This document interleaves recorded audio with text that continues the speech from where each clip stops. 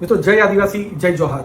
કાલે દેડિયાપાડા વિધાનસભાના અંતર્ગત સાગબારા તાલુકા પંચાયત અને દેડિયાપાડા તાલુકા પંચાયતની એટીવીટીની બેઠક આપણા પ્રાંતના અધ્યક્ષસ્થાનમાં મળી હતી. એમાં જ્યારે સ્ટાર્ટિંગ થઈ ત્યારે દેડિયાપાડાના ધારાસભ્ય ચૈતર વસાવે કીધું કે આ બેઠક નહીં ચાલશે, એવી જાતની દાદાગીરી એમણે કરી. ત્યારે ચંપાબેન વસાવા જે અમારા સાગબારા તાલુકા પંચાયતના પ્રમુખ છે એમને સમજાવવાનો પ્રયત્ન કર્યો કે આપણે લોકહિત માટે અને આદિવાસીના હિત માટે આપણે આ બેઠક કરવી જોઈએ. ત્યારે ચૈતર વસાવાએ અમારી ચંપાબેન પર એકદમ અભદ્ર ટિપ્પણી કરી, એવા ખરાબ શબ્દો બોલ્યા. અને જ્યારે અમારી આદિવાસી સમાજની મહિલાનું અપમાન થતું હતું ત્યારે સંજયભાઈ વસાવા એમને બચાવવા જ્યારે એમને ઉતર્યા ત્યારે સંજયભાઈ વસાવા પર હુમલો કર્યો, એમને મારવાની ઘટના બની, સાથે સાથે મોબાઈલ પર છૂટો ફેંક્યો અને જ્યારે દૂર લઈ ગયા ત્યારે કાચનો ગ્લાસ પણ એમને છૂટો મારવાની ઘટના કરી છે. એ બતાવે છે કે અમારા આ જે આદિવાસી સમાજની મહિલા છે અને આદિવાસી સમાજના કેટલા વિરોધી આ ચૈતર વસાવા અને આમ આદમી પાર્ટી છે, આ અમારી આદિવાસી સમાજની મહિલા પર એમને હુમલો કરવાનું એકદમ નિંદનીય કામ કર્યું છે.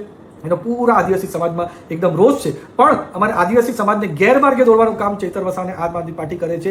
જે લોકોને માર્યા એ અમારા આદિવાસી સમાજના લોકો છે અને હંમેશા અરવિંદ કેજરીવાલ કે આમ આદમી પાર્ટી હોય એ હંમેશા અમારા આદિવાસી વિરોધી, એસસી વિરોધી, ઓબીસી વિરોધી એમને બયાન અવારનવાર આપ્યા છે. એના પરિણામ સ્વરૂપ જ અમારા આદિવાસી સમાજની મહિલાને એમને મારવાનું કામ કર્યું છે. અમારા આદિવાસી સમાજમાં મહિલાનું સૌથી વધારે માન થાય છે. જ્યારે એવી મહિલાનું માન થતું હોય ત્યારે આદિવાસી સમાજની મહિલા પર આવી અભદ્ર ટિપ્પણી જરાક પણ ચલાવવા દેવામાં આવશે નહીં. અને પોલીસે જે કાર્યવાહી કરી એ બરાબર છે. અને પોલીસ આ અમારી આદિવાસી સમાજની મહિલા પર જે એમણે હુમલો કર્યો છે એમાં સખ્ત કાર્યવાહી કરે એવી અમારી માંગ છે. અને આ વસ્તુ લઈને અમે ઉમરગામથી અંબાજીના આદિવાસી લોકો પાસે જવાના છે. અને જે અમારી આદિવાસી સમાજની મહિલાનું અપમાન થયું છે, આદિવાસી સમાજનું અપમાન થયું છે, એ જરાક પણ અમે સાંખી લેવાના નથી ને લોકોને જાગૃત કરવાનું કામ અમે બધા મળીને કરશું. ને અમારા આદિવાસી સમાજ હંમેશા ભારતીય જનતા પાર્ટી અને નરેન્દ્ર મોદી સાહેબ સાથે રહેશે. એના કારણે જ અમારા 27માંથી 23 આદિવાસી રિઝર્વ સીટ પર ભારતીય જનતા પાર્ટીના ધારાસભ્યો છે.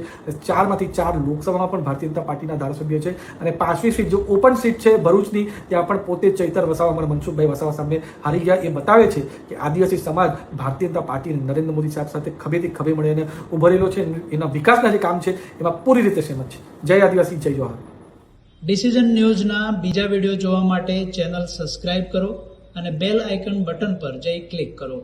સ્વતંત્ર અને આઝાદ પત્રકારત્વની મદદ કરવા નીચે આપેલા થેન્ક્સ બટન પર જઈ ક્લિક કરો.